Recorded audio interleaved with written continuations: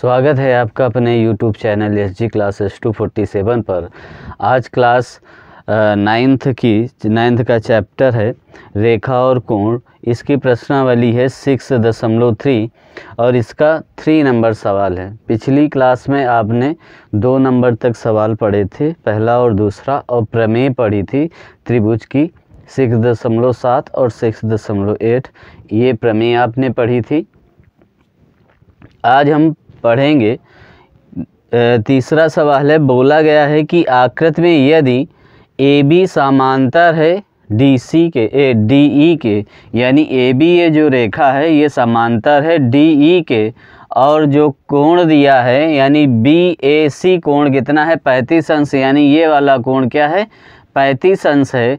और कोण बोला गया है कि कोण CDE 53 अंश, यानी ये वाला कोण D वाला ये 53 अंश कोण है। तो बोला गया है कि कोण DCE ज्ञात कीजिए, यानी DCE यानी ये वाला कोण, ठीक है ना।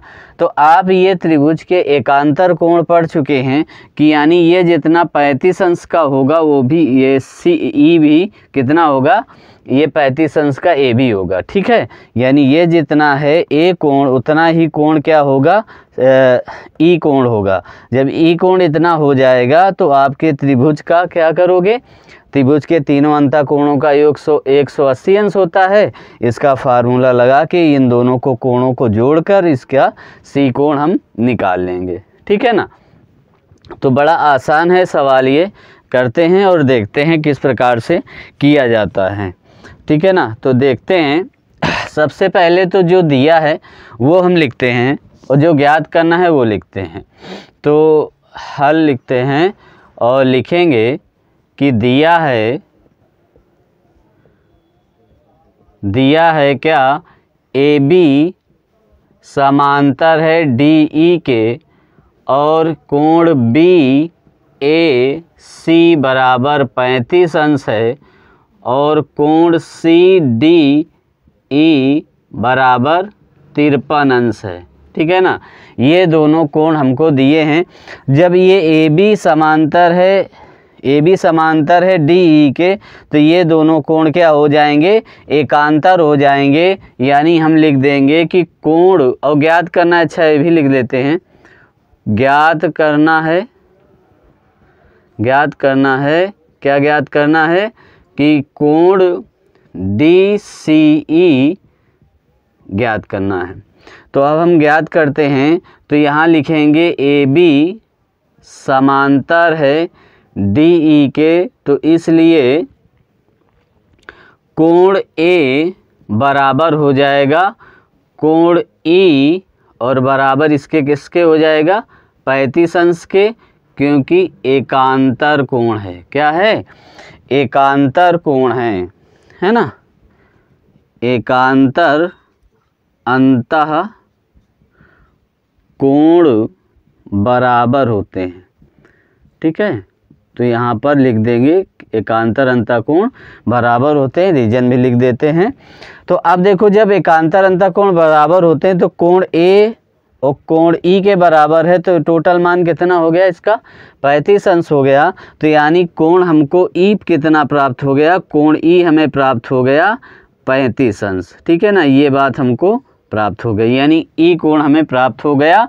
तो अब हम निकाल लेंगे त्रिभुज DEE में, है ना। यहाँ पर लिख देंगे त्रिभुज DEC या DCE में लिख देते हैं, DCE में। तो अब तीनों कोणों का हम योग कर लेते हैं। कितना लिख देंगे, कोण D प्लस कोण E प्लस कोण C बराबर 180 अंश, और रीजन भी यहाँ पर लिख देंगे, त्रिभुज के तीनों अंतः कोणों का मान 180 अंश होता है, ठीक है ना। क्या होता है, त्रिभुज के तीनों अंतःकोणों का मान कितना होता है, 180 अंश होता है। तो अब हम क्या करेंगे, यानी इनका तीनों का हम दोनों यानी दो मान हमारे पास ऑलरेडी क्लियर हैं, यानी यहाँ डी का मान दिया है और ई का मान भी हमने क्या निकाल लिया है, ये 35 अंश, ठीक है ना। तो ई का मान भी हमें ज्ञात करना है, तो हम अब बड़ी आसानी से सी का मान ज्ञात कर लेंगे। तो यहाँ पर लिखेंगे 53 प्लस कोण ई का मान कितना है 35 प्लस कोण सी बराबर 180 अंश। तो अब हम इसको ऐड कर लें दोनों को, तो ये कितना आ जाएगा 88 अंश आ जाएगा, प्लस कोण सी बराबर 180 अंश हो जाएगा। तो अब ये इधर पश्चांतर हम कर देंगे इसको, तो कोण सी बराबर आ जाएगा 180 अंश माइनस 88 अंश, तो कोण सी बराबर आ जाएगा 92 अंश, ठीक है ना। यही हमारा क्या आएगा, आंसर आएगा। तो हम लिखेंगे अतः कोण डी सी ई बराबर 92 अंश, 92 अंश। ये आपका सवाल आ गया बड़ी आसानी से। तो आपको सवाल समझ में आया होगा, बड़ा आसान सवाल था और आसानी से हम लोगों ने कर लिया। तो इस पे था ही नहीं कुछ, हमको यहाँ सीधे सीधे दे रखा था कि ए बी समांतर है डी ई के, और जब डी ई के समांतर हैं तो दोनों एकांतर कोण इनके क्या हो जाएंगे, बराबर हो जाएंगे। तो यानी एक इसके बराबर हो गया ई के, जब ई हमको दो कोण मिल गए तो बड़ी आसानी से हमने तीसरा कोण ज्ञात कर लिया, ठीक है ना। तो अब हम देखते हैं अगला सवाल क्या कहता है।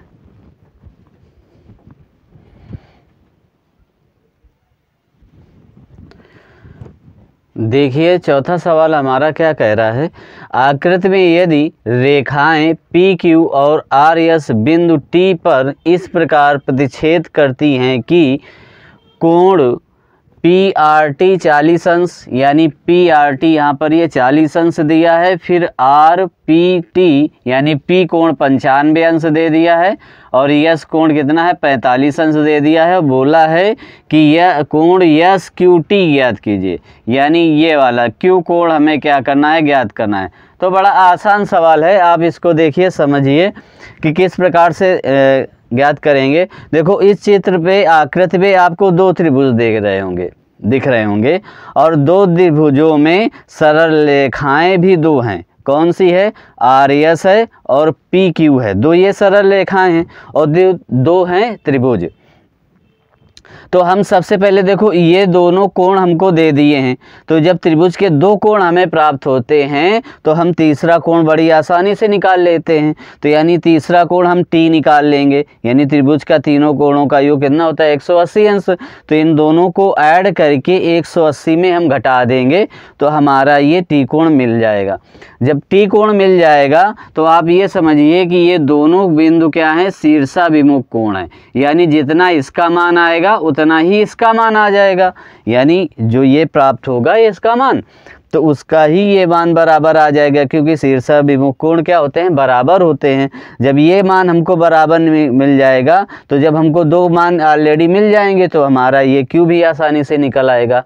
तो बड़ी आसानी से हम इस सवाल को करते हैं और देखते हैं, बड़ा आसान सवाल है।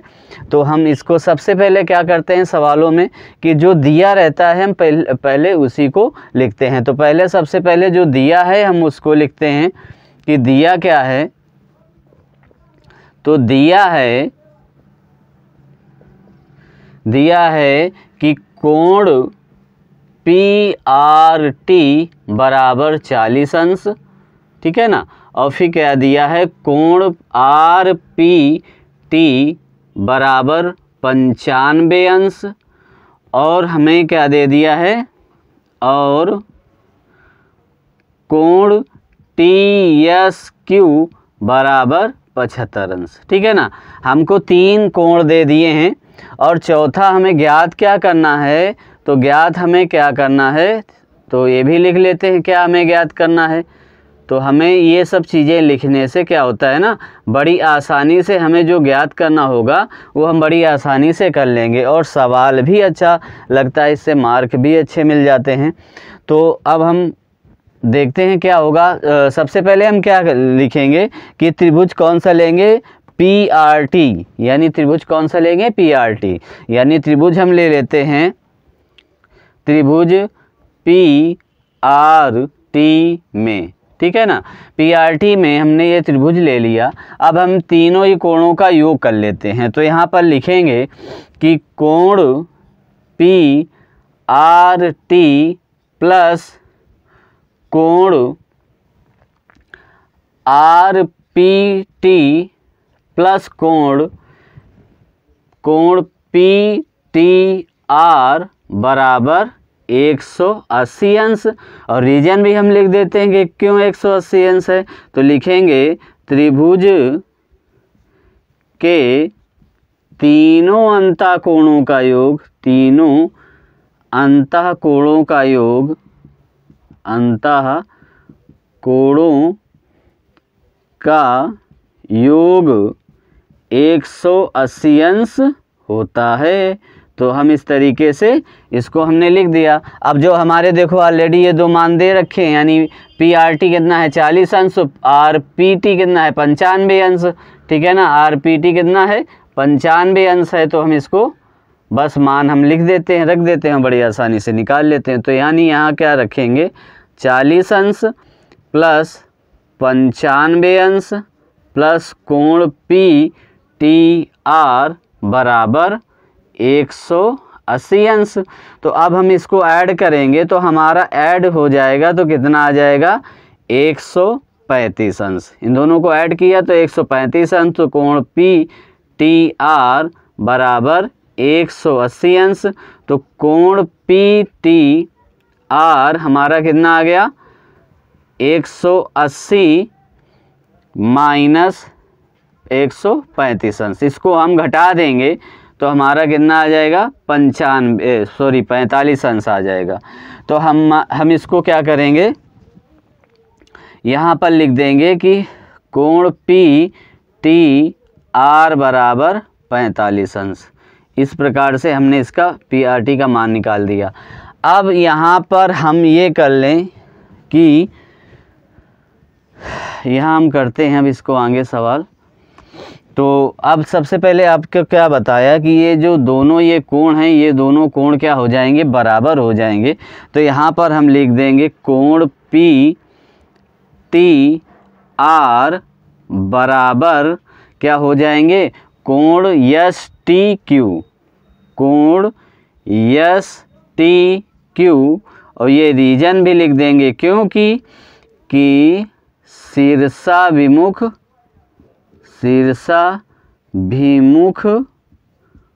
कोण बराबर होते हैं। तो यहाँ पर हमने रीजन भी लिख दिया बराबर होते हैं। तो रीजन भी लिख दिया। तो यानी हमको यहाँ पर कितना हो जाएगा, यानी PRT कितना है 45 अंश। तो 45 बराबर कोण STQ आ गया 45 अंश। अब हम ये वाला त्रिभुज का सूत्र लगा लेते हैं। तो यहाँ से तो आएगा नहीं, हम यहाँ से फिर स्टार्ट करते हैं इसको करना। तो हम यहाँ लिखेंगे त्रिभुज QTS, है ना। QT त्रिभुज कौन सा आएगा हमारा, यह लिख देते हैं TQS, है ना। त्रिभुज TQS में अब इनके तीनों कोणों का हम योग कर लें। देखो इस पे हमें ऑलरेडी दो कोण हमें मालूम हो गए, यानी ये कोण हमें कोई कितना मिला 45 अंश, और ये भी कितना निकल के आ गया 45 अंश, ठीक है ना। जब ये दो कोणों का हमको मान मालूम हो गया तो तीसरा कोण बड़ी आसानी से हम इसको निकाल सकते हैं ना। तो अब हम इसको भी निकालते हैं। तो लिख लो सब कोणों का मान। तो यहाँ पर सबसे पहले हम कोणों का मान लिखते हैं। तो यहाँ पर लिखोगे कोण STQ प्लस कोण TSQ प्लस कोण TQS बराबर 180 अंश। रीजन भी दे देंगे कि त्रिभुज के तीनों अंतः कोणों का योग 180 अंश होता है। ठीक है ना, ये हमने रीजन भी दे दिया। ठीक है, अब जो जो हमें मान मालूम है हम वो लिख लेते हैं। तो हमको एस टी क्यू अभी कितना निकाला है 45 अंश, तो यहाँ पर हम 45 अंश लिख लेंगे और प्लस हमारा ऑलरेडी कितना टी एस क्यू यहाँ पर दिया है, ये टी एस क्यू 75 अंश दिया है, तो यहाँ पर हम 75 अंश लिख लेंगे और प्लस कोण टी क्यू यस बराबर 180 अंश। यहाँ पर थोड़ा इसके हिसाब से लिख लेते हैं, यहाँ पर दिया है यस टी क्यू, है ना, तो यस पहले लगा देते हैं, यस टी क्यू, तो इसी के हिसाब से जो मांग रहा है वही आ जाएगा। ठीक है, तो अब हम इन दोनों को ऐड करेंगे तो हमारा कितना आ जाएगा 120 अंश आ जाएगा, प्लस कोण यस क्यू टी बराबर 180 अंश, तो कोण यस क्यू टी बराबर 180 अंश माइनस हमारा 120 अंश आ जाएगा, तो कोण यस क्यू टी बराबर हमारा 60 अंश आ जाएगा। तो यही हमें मान ज्ञात करना था और बड़ी आसानी से हमने इसका मान निकाल लिया। तो यहाँ पर हम लिख सकते हैं कि कोण यस क्यू टी बराबर 60 अंश। ठीक है, ये हमने मान निकाल लिया और बड़े आसानी से निकाल लिया। तो उम्मीद है आपको ये सवाल समझ में आया होगा और बड़ा ही सरल सवाल था। तो मिलते हैं फिर नेक्स्ट क्लास में, तो तब तक के लिए धन्यवाद। और यदि क्लास आपको अच्छी लगी हो तो लाइक करें, सब्सक्राइब करें और आगे चैनल को बढ़ाते रहें, अपने दोस्तों के साथ क्लास को शेयर करते रहें। और मिलते हैं फिर नेक्स्ट क्लास में फिर धमाकेदार सवालों के साथ और बड़ी आसानी से समझाने के लिए फिर तैयार हैं हम। तो फिर मिलते हैं नेक्स्ट क्लास में, तब तक के लिए धन्यवाद।